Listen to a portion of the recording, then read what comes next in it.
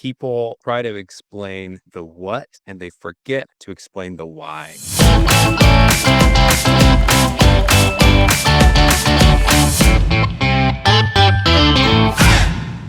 Hello and welcome to episode 1, Get to Be School with Drexler Tanner. That is me, your host. Today's episode is with Ian Belloli, and it's a special episode, not just because it's number 1, but because Ian is one of the kindest people that I know. Ian, when he heard about this idea, he jumped at the opportunity to help. He jumped, as he always does, at the opportunity to help me. And Ian is an incredibly intelligent individual as well. And in today's discussion, we get to hear about his journey from Teach for America in Hawaii to LEK Consulting in LA to Kellogg. A really cool part of this conversation is the fact that Ian is an MBA admissions coach. So he helps people get to B school. Ian's an awesome guy. He's fun. He's down to earth and he has a lot to share. So without further words from me, let's dig into episode 1 with Ian Belloli.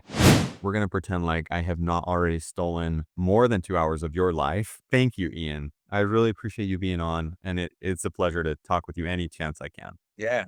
Thanks for having me. To the listeners, to Mom, you, and Sarah, a little bit about Ian. He is coming from LEK Consulting. He was doing that in LA for a few years. Before that, he was doing Teach for America in Hawaii. He was teaching STEM to middle schoolers. Really fun fact. He is he's a bootstrap guy. That is one thing that I really admire about Ian is he's self-made, he's ambitious, incredibly disciplined in what he accomplishes. He's got a beautiful family. He's got 2 little girls, a wonderful wife. We adore the Bellolis. Ian, anything else that you care to tell the listeners? No, I appreciate it. That was a great intro. I feel like that was much better than I've ever done in any interview setting at all. So I appreciate it. Yeah. If I just have you introduce me for all my interviews from now on, that would be the way to go.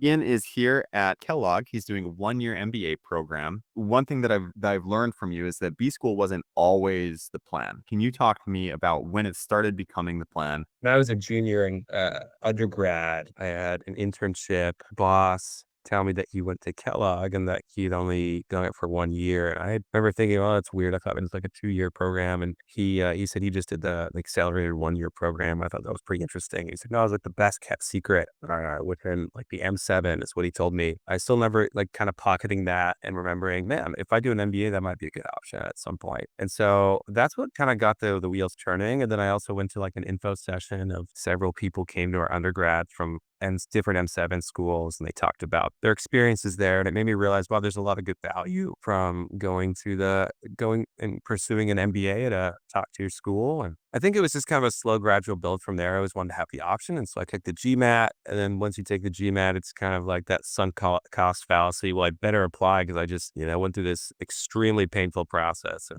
taking the GMAT. One thing led to another, and I had a few offers that I had to decide between.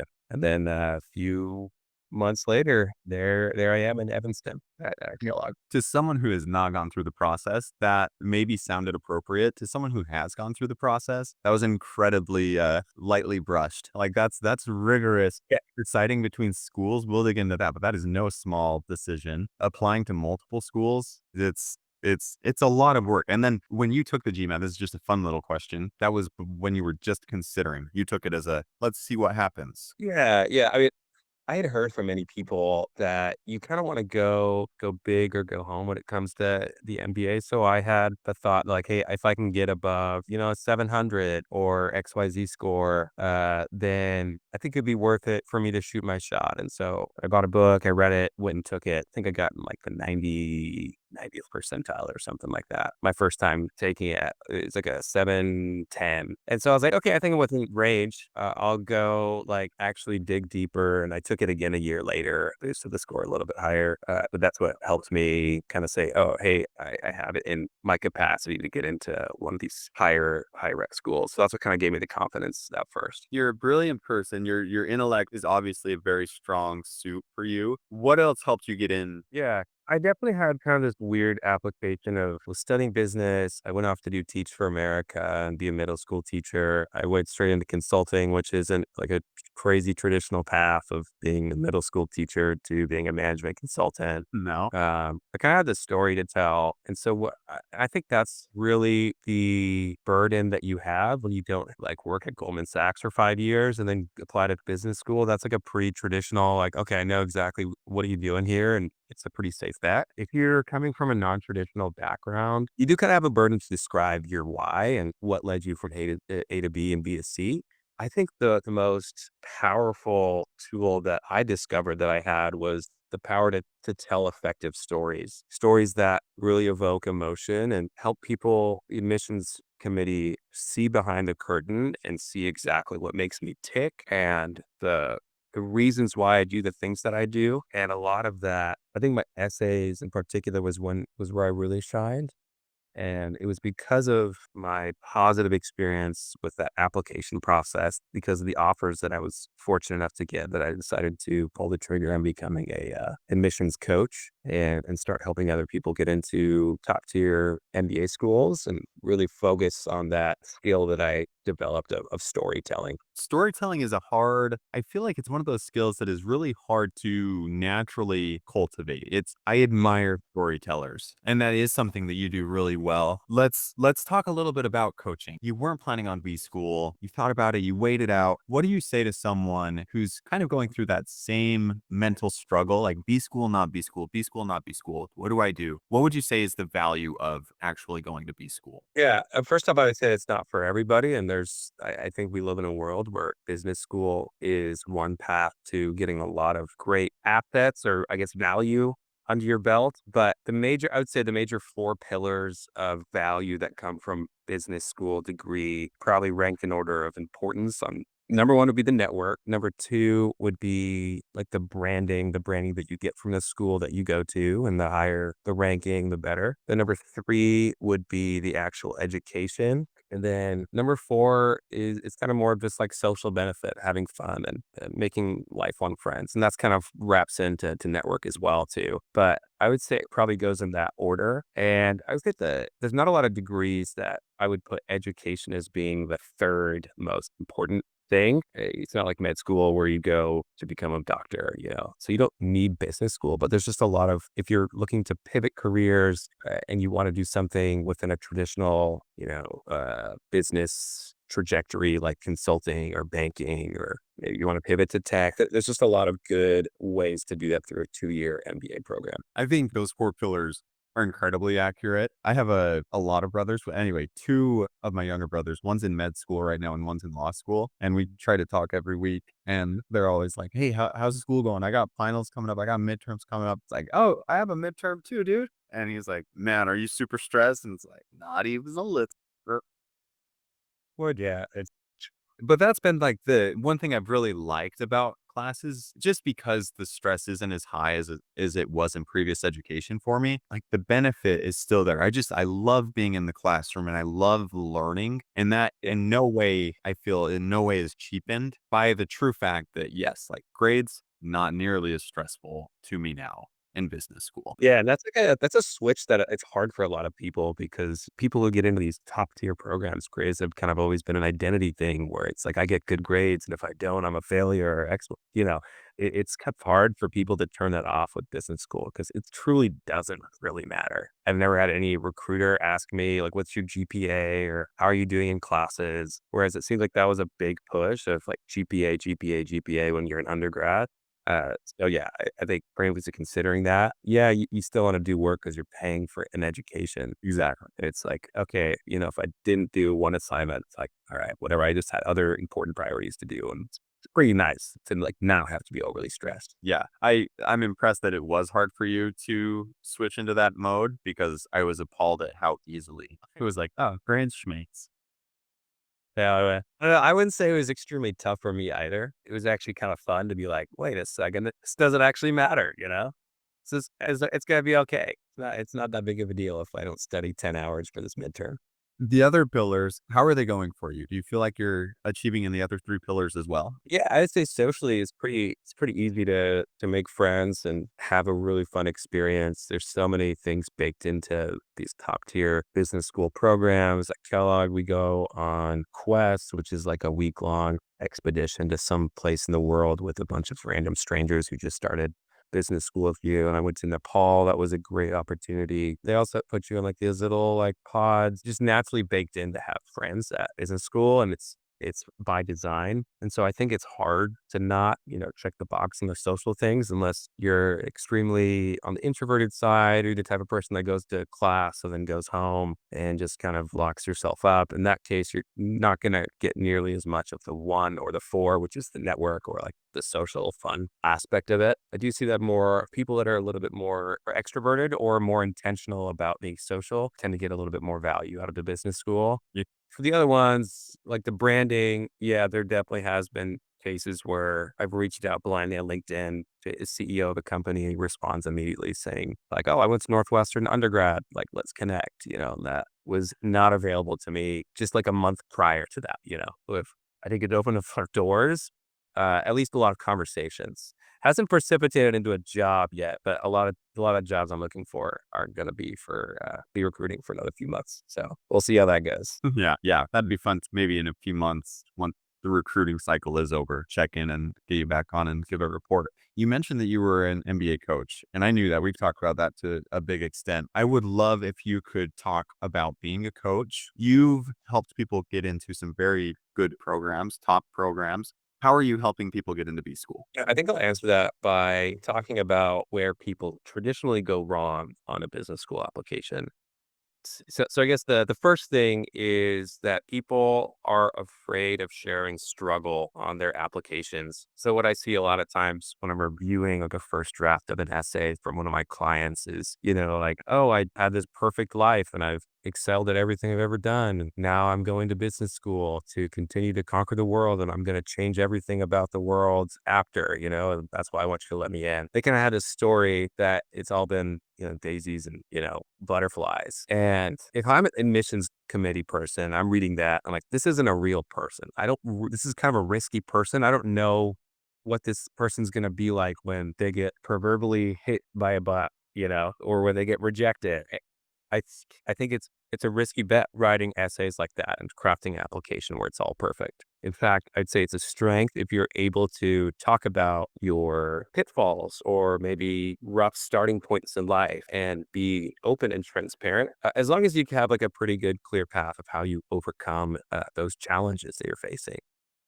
You don't wanna be like, vulnerable just for vulnerability's sake. You don't wanna say, like, "I have this weird, growth on my back, and everyone's been concerned." You don't wanna say something, like, weird, but you do wanna say stuff like, "I went through a life-threatening health challenge at the age of 21, and it really set back my whole life for an entire year, and this is how, I overcame and still graduated in, like, the top 10% of my class, and this is what I learned. It changed the way I thought about my career and how I wanna help people." And so don't shy away from talking about major challenges and struggles as they happen, getting laid off, things like that.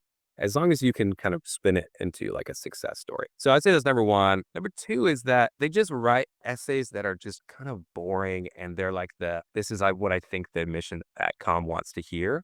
And what I'm really saying there is that people just don't share compelling anecdotes in their applications. And those are anecdotes are really the key to open up offers for business school, as long as they're compelling anecdotes. And so it's Can you give an example? What's a good compelling anecdote? sure, like, so instead of saying something like, I started a company when I was 18, I've always been really ambitious. I really like, technology and how it impacts people's lives. You could say something like, growing up on a farm taught me that manual labor is not what I want to be doing for the rest of my life. And it led me to explore different avenues. This isn't my best work here. I'm just spitballing, but it led me to down a path of discovering coding, and I started playing around with it when I was 14 years old, and I found a little niche in, this little market, and that's when I launched my company when I was 18. I don't know, this isn't you kinda get the idea of what I'm saying. It's really like the framework here is instead of saying the what, talk about the why. Because your resume is the what. Don't just use your essays as like an extension of the resume. Use your essays and the rest of your application as pulling back the curtain, explaining what makes you tick and what experiences and anecdotes have allowed you to become the person you are. I guess what I'm really saying with this point is people try to explain the what and they forget to explain the why. So like your resume is a good place for the what, but your essays and the rest of your application are a good place for the why you're doing the things you're doing, why you chose the career you did, why you went to the school you did, why you did this nonprofit thing on the side. And compelling anecdotes are the way to really grapple in the adcom because they're just humans. And man, humans are just a sucker for a good story. We were evolved to be that way. It makes sense when you say it, but it really is hard. It's tricky to divulge the true why, especially when there's maybe a sense of jaded, I don't know who's going to read this, and I'm skeptical that they'll judge or they won't read this the right way. But I think you're right. I know you're right, and you know you're right in being open and honest and vulnerable in the why. So you help people craft that story. People come to you, yeah, why? Yeah, exactly. Yeah. Try to uncover that why. And I found that every client that I've had so far has really actually had a pretty cool why. I just don't think that they knew it. They like just needed some talking to discover like, oh, why did you do that? Like, no, but why did you really do that? And then it kind of came out, well, there was this moment when my grandpa told me this one thing and it totally shifted my mindset. We're like, okay, well, let's just start with the essay with that conversation, where it's like really good paradigm shift. And so in those essays, it's really good to like come up with those paradigm shifts of like, was it that moment when I realized something profound or, and AdCom really likes to see those things because that really kind of de-risks yourself. They know what they're buying when they accept you. They're not buying this perfect person that is not actually, that's just hiding behind this facade of perfection, but they're buying this person that deeply cares about education or deeply cares about sustainable climate change. I don't know, Yeah. whatever it is. That's such a value add to getting a coach, to just having someone ask 2 or 3 but whys. Yeah, you're on Leland. That's how people get to you, right? That's how people are finding you to be their coach, leland.com or Yeah. join Leland. We'll drop a link, but could not advocate enough to try and get Ian to be your coach. Ian, is there anything else in a few minutes that a fun piece of B school, of something you've thought of that you really do want to share with someone thinking about B school? What are you going to leave the listeners with? I mean, something that we didn't talk about that I think actually I wish I knew beforehand. I kind of stumbled into this, but before you accept any offers, I would try to go to all the schools that you're accepted to or try to go and visit schools beforehand. I'm really glad that the 3 schools that I got into. I'm glad that I visited the 3. I think I would have picked a school that wasn't a good fit for me or wasn't quite as family friendly for my family. I don't know. And so visiting those and their admit days was actually really, really helpful. Or just visiting beforehand and taking tours is way more effective than I thought in terms of identifying fit. Which I appreciate because that's one of my biggest pieces of advice for someone. It's like, make the effort, pay the money, and go meet people there. It's helpful to get in. It's helpful to make the decision. It's pays itself off. Okay. Can I actually say one last thing here? I'd say that the value of the business school isn't entirely, a lot of people think very short term. I do think that business school and the degree that I'm getting right now will pay lifelong dividends. I think some people get too wrapped up in like their immediate job after. I don't think it's quite as important as people make it out to be. I mean, yeah, it helps, if you're getting that consulting job that you really want and it'll put you on a good path. But I think trajectory is more important than like initial starting place. And that's certainly been true with a lot of the people that I've seen go through their careers. I think corporate America really tends to pay out people that are good hearted and that work really hard and that are like really good at developing a network. And I think business school is great for accelerating the returns of all of those things and allowing you to position yourself to gain returns for the long run. And also, it's just been a really fun experience. If you're considering doing it, I wouldn't say absolutely. I would say talk to people, figure it out yourself, but there's a lot of benefits to doing it, especially if you're able to get some scholarships or you're financially able to take the burden. I absolutely love that piece about trajectory. I haven't heard it put so succinctly. The most brazen version of that I've heard is I was talking to someone about the stress of getting a lucrative job right after B school, and they're like, "You ever met a poor person who went to B school? It's going to be fine." That's right. I don't think I'll be homeless after this. Ian, Thanks, man. There's so many things that I could ask you. Maybe we will have to do like a volume two once I've given you some Sure. There's more things you want to hear me jabber about. Absolutely. always. It's never jabber. All right, my dude. All right. Hi, that good dude. Out of here. What do you have tonight? You have homework? You have hang out with family? What are you doing? Yeah, probably just a chocolate slip and slide that I was talking to you about that one time. Flip flop. You don't remember that? We were talking about that at the beginning of the comedy show?